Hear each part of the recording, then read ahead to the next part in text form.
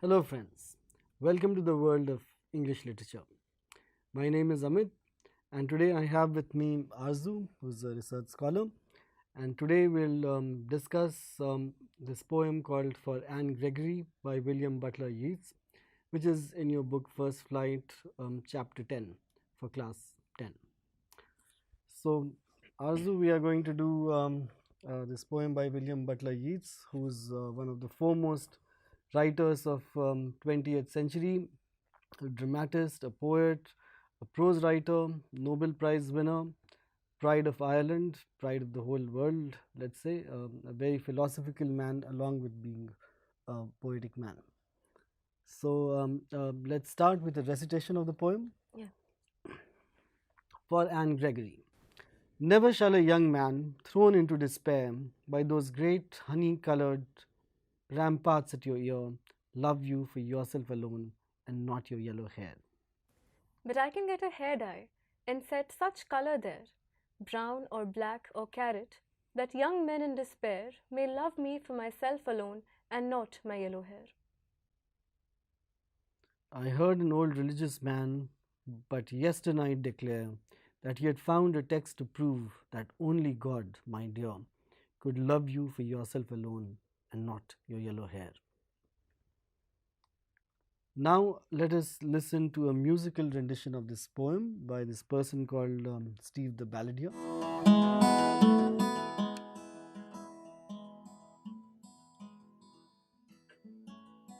Never shall a young man thrown into despair by those great honey-colored ramparts at your ear love you for yourself alone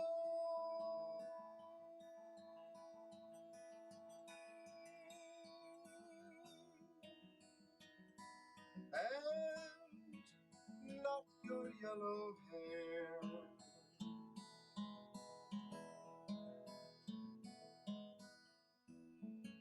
But I can get a hair dye and set such color there, brown or black or carrot, that young man in despair may love me for myself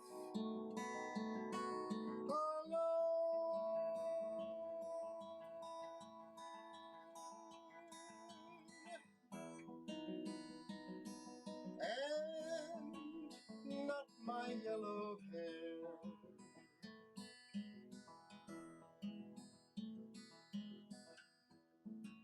I heard an old religious man but yesternight declare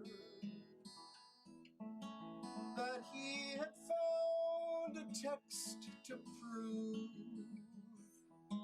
that only God, my dear, could love you for yourself alone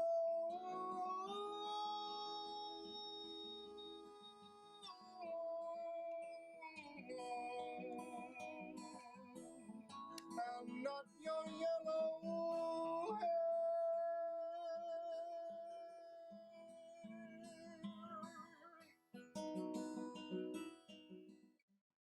That was a lovely rendition of the poem. It really brought out the lyricality of it. What do you think? Indeed, Yeats is known to be very lyrical, and in fact, he used to keep humming his tunes all day long while writing. So that's what many of his friends said later on about his renditions. So he always had it in mind as a musical thing, all his poetry. So let us go over some difficult words in the poem. It's a fairly easy poem with a very lucid sort of vocabulary. and which is also the hallmark of a good poet, to keep it simple. The best poets keep it simple, but there are a couple of important words over here, which are Rampart is one. Sir, would you like to talk about the word?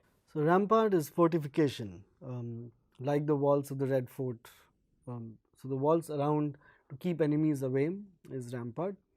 It comes from Latin roots re and imperare. Re, as you have seen with many words, is again, and imperare in Latin is fortify or to take possession of. So to re-fortify or to take possession of something again is the original idea of rampart, and so you take possession of your property by building a wall around it. So here let us look at those lines. Never shall a young man thrown into despair by those great honey colored ramparts at your ear. So here rampart, the hair is being compared to the rampart as if the girl Anne Gregory is the castle and is protected by her hair, which is the walls of the fortress. Yeah. That is the connotation over here, and so that is an important metaphor to remember here. The other word here is despair. Would you like to throw some light upon it? What do you Yeah. think despair is? So, a very common clarification of despair or meaning of despair is hopelessness, total loss of hope. Despair naturally destroys courage and stops all effort, but may produce a new kind of courage and fierce activity founded upon the sense that there is nothing worse to be feared. In this, despair is akin to desperation, which is an active state and always tends to produce a furious struggle against adverse circumstances, even when the situation is utterly hopeless. Right. Have you ever despaired? I think all our students have as well, and everyone who's alive comes with this curse of despair. So. Arzu, you've raised a very important point of despair and how all of us go through despair in our life, and it's a real test of our mettle, of what our inner strength is. And students face this a lot these days because of the stress of entrance exams, the stress of peer pressures, the stress of career, and many things, and especially during this time of COVID, having to deal with a lot of online stuff and being isolated, being inside the home. It's a very stressful time, but that's the point, to not despair and be aware about mental health and also seek help. Yeah. It's not a taboo. If one feels anxious or depressed, one should reach out to one's loved ones or to professionals. Yeah, for sure, yeah. Alright, so let's jump into a close reading of the poem. As Sir already explained, the entire poem is in dialogue format, and there are 3 stanzas where the first and the last stanza are assumed to be spoken by a man, and the middle one is considered to be the reply that Anne Gregory has for the man. Let's jump to the first paragraph now. Never shall a young man thrown into despair by those great honey-colored ramparts at your ear love you for yourself alone and not your yellow hair. So what it's trying to say is that never shall a young man, so it will never happen that a young man will be thrown into despair because of who you are yourself. So a man's affection towards Anne Gregory, there is a claim here that the affection would only be based upon her outer appearance, only based on her beauty, only based on her golden hair, and not for who she really is, not for her personality. And right in the very first line, we see the word young man come here. So again, the entire poem deals with this heterosexual affection and claims that it is purely based on a superficial level and it does not penetrate deeper into her heart, does not penetrate deeper into her personality. So do you think the word rampart here then signifies a lot more than what we discussed earlier?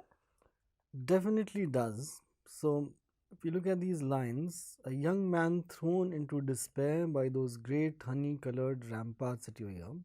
So, it's a whole fortification imagery. This young man is thrown off a fortress by these ramparts, which are her yellow colored hair, which is hiding her soul, so to say. And the hair is the rampart from which a young man is thrown into despair because he is hopeless He's in love with this girl because of her yellow hair.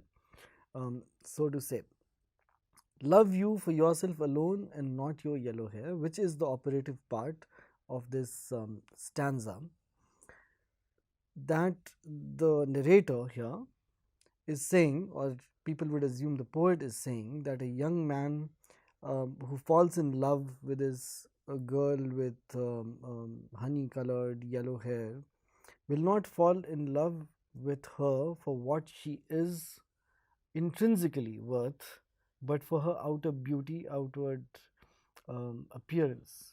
That attraction is vital to love, is what the message of this first stanza is, or what this person who's speaking the first stanza is saying. So he's making a statement that we do not know the intrinsic worth, that young men fall in love only for beauty, for outward appearance, attraction, etc.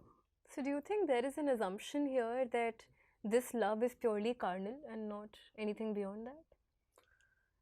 Well, it is in the romantic tradition of 19th century, where one would not go so far as to say it's carnal love, because romantic poetry relies a lot on nature imagery, celebrating it, and so it at least poses to be very sweet and connected to natural elements, rather than using a word like carnal over here.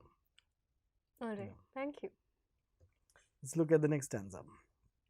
But I can get a hair dye and set such color there, brown or black or carrot, that young men in despair may love me for myself alone and not my yellow hair. So that is Anne Gregory's reply to this person's claim that anyone who loves you would only love you for your beauty and not for your heart. And so she questions that my beauty is transient, perhaps, or my beauty is something that can be changed. So, what if I change my hair color? What if I put hair dye, change my yellow hair into brown or black or carrot? And what then? Would these men still love me? Or could this perhaps be a test to see who really loves me for my heart and who loves me for my yellow hair? So there is this sort of challenge to this assumption that what if I change my hair? What if I'm able to exercise my agency by changing this one part about me? Yeah. And it's a metaphor for much deeper things. It's a metaphor for racism. If instead of the hair color, it's body color, then you can see brown or black or carrot. If the girl was from a different race, if she was Afro American, or if she was from the Near East or Far East, how would the perception change? How we build, how racism has been so ingrained in our social lives for a very, very long time. So here, instead of hair, think about other things, body color. I'll tell you a very interesting novel by Wilkie Collins, who's a very famous novelist in 19th century. So in one of his novels, there is a plot in which there is a young, handsome British man and his British girlfriend, both white people. And then the man goes through some disease. The girl is blind, by the way. So she has never seen him, but they are in love. So the man has to go through a mercury treatment in which he turns black, and the girl breaks up with him. She does not know, she is blind from birth, she does not know what black or white is, but she falls out of love with him when she hears that he is no longer white and he is black. So that's precisely the point that Anne Gregory is making over here. What if my hair color was brown or black or carrot? Would these men still love me? Will they love me for myself alone and not my yellow hair? So, do men care for intrinsic worth for the person I am, or do they just care about the outward experience? So, it is a protest by Anne Gregory. It is a protest of a woman against this idea of love that has been framed by men, by patriarchy for many centuries. It's very interesting, sir, how different colors could mean a lot more than just the hair color here, and how black and brown and yellow could be symbols for something that goes much beyond just her hair color. And it's also interesting that Yeats is also considered to be a post colonial writer, considering that he did write about the British invasion in Ireland and he did comment about the entire politics of British colonialism and British influence on Ireland. Of course, their race is more homogeneous to say than in other areas. But how do you think that affects our reading of the poem? Yeats as a post-colonial commentator. It's very important because Ireland fought against England for freedom, and Yeats was also an Irish nationalist. So that's a little bit background about Yeats. His girlfriend or his love interest, Maud Gonne, was an active politician, and she would not agree to his proposal for marriage because he was not an active politician, so to say. But of course, he was highly influenced by the movement, and he understood what colonialism is. And colonialism is the rule of one country over another, like British rule over India.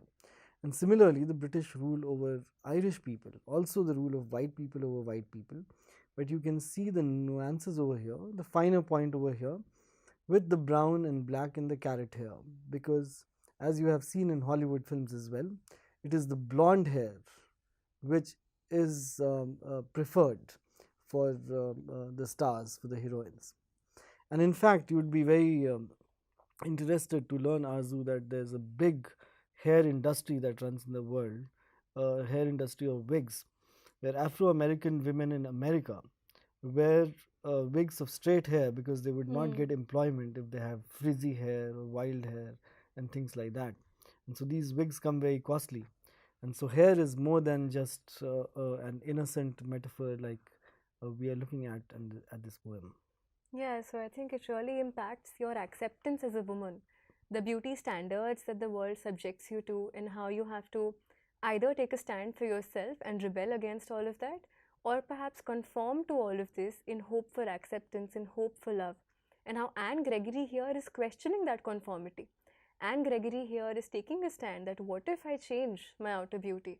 What if I don't conform to the beauty standards? Which is also interesting considering you brought up Maud Gonne and how she was also a figure of rebellion. She was also this female figure who wanted to question the society, who wanted to not conform, who wanted to rebel. And in this stanza, I could almost hear Maud Gonne speak through Anne Gregory. Definitely. Yeats proposed 3 times to Maud Gonne, and he was rejected all 3 times. Be interested to know.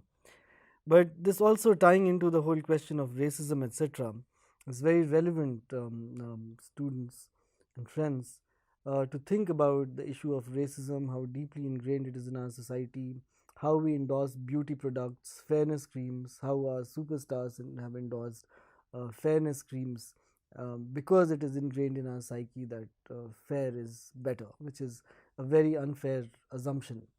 And so we have to be very aware of these issues.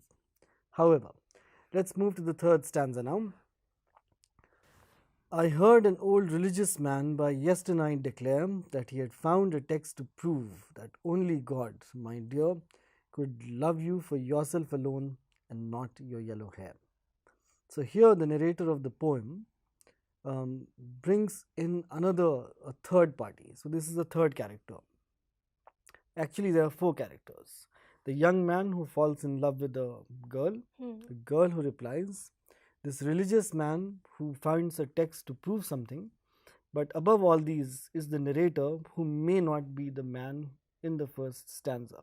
So this is also something while reading in future also with other texts. Do not, friends, confuse the writer with the narrator. The person who is speaking in the text is necessarily not the writer. So these views may or may not be of William Butler Yeats, which is further distanced by including another character now, this religious old man. So let's go over this stanza. I heard an old religious man but yesternight declare that he had found a text to prove that only God, my dear. So the narrator is talking about an old religious man who yesterday night found some text and he declared that only God could love you for yourself alone, addressing the girl, Anne Gregory. So it is not in human capability to love you for yourself alone, for your qualities alone. Human beings, the men who are falling in despair, will fall in despair because of your eyes, your hair, because of your smile, or some other quality. It is not within human understanding to not be attracted and love. That is the point that the old man is making, and he says that he has found a text, a religious text, to prove this point. So, eventually, tying up these three paragraphs, we see that in the first one, the narrator, the speaker of the first stanza, says that a young man cannot help but falling in love with this girl's yellow hair. So it's also very romantic in nature, very sweet, but at the same time also making a point that how can one not fall in love with those beautiful yellow hair, and you yourself alone. The second stanza, the girl protests that um, she does not like this idea. What if her hair color was different? What if she had different physical attributes? Would that be a disadvantage? And in the third stanza, we see the narrator quoting a religious man from a text. So it is three times removed. There's a writer, there's a narrator, there's a religious man who's read in a book and declaring. So this is how also information or ideas are carried forward or diluted. And in that text, it is said that it is only in God's ability to love someone for what they are, to love selflessly, without any strings attached, and which is why the poet here says, could love you for yourself alone and not your yellow hair. So that is roughly the poem, that only God can love human beings for what they are. Human beings love human beings with some conditions, and this is at the heart of the debate of this poem. So in the last two lines, the poet says, could love you for yourself alone and not your yellow hair. So it's only within God's ability to love people for what they are, for their intrinsic ability, selflessly, not for humans to do that, because humans work through comparisons with each other. Thanks a lot for being with us. Thank you, Arzu. Thank you.